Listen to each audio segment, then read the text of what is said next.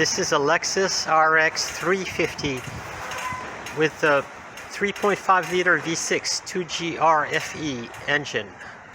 This car is having a problem of excessive vibration under load or acceleration. Performing some diagnostics on the car, we notice excessive motion of the engine back and forth just at idle when it is put in drive or in reverse. So with a quick inspection, we notice that this torque strut over here is completely worn out, and we replaced it, but this did not solve the problem. Performing some further diagnostics, the problem can be traced to the motor mount that is down in front of the engine, between the engine and the radiator. To replace this motor mount, we have to get in from both from above and from underneath. The top has a stud that mounts into a bracket that is attached to the engine, and the bottom has 3 studs that mount into the frame. By the way, the mounting system for this car is almost exactly the same as the Highlander and the Camry and the Lexus ES350.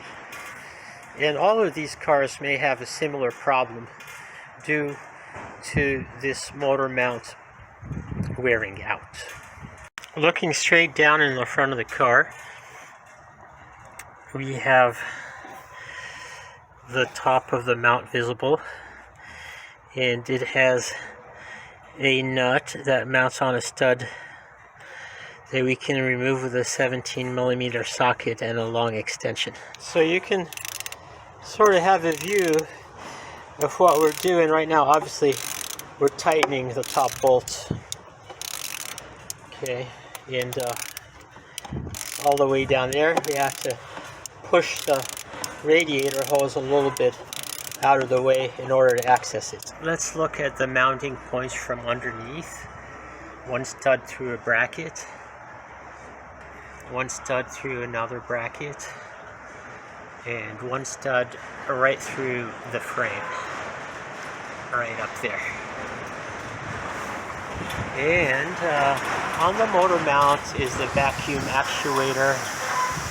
It's attached with just a 10mm bolt that has to be removed. We're looking at the mounting bracket on the transmission. This mounts the top stud of the motor mount. It has 3 bolts that attach it.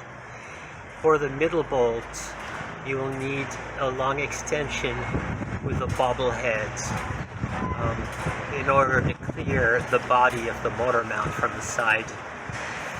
And all 3 bolts are 14mm. We took the car for a test drive, and the problem of the vibration under load appears to be solved. Thank you for watching.